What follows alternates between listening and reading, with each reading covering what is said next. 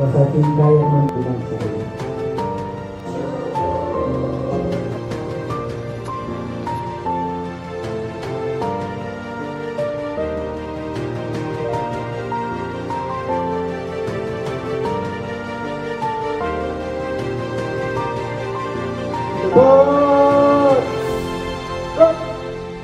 Bismillahirrahmanirrahim.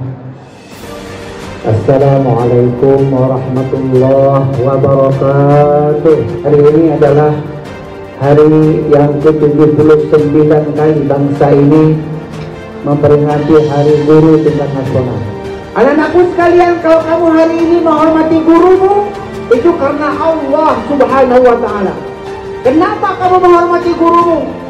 Karena Allah sendiri mengangkat derajat guruku. Masa aku rendahkan?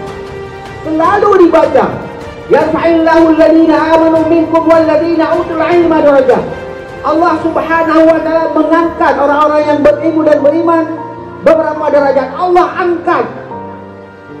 Apa makna Allah angkat? Allah muliakan, Allah hormati. Rasulullah mengatakan kadang ustadu ayyakuna rasulah. Hampir saja guru itu adalah seorang rasul. Hampir. Guru tidak pernah menerima wahyu, tapi Rasulullah menerima wahyu. Namun pasti guru itu menyampaikan wahyu.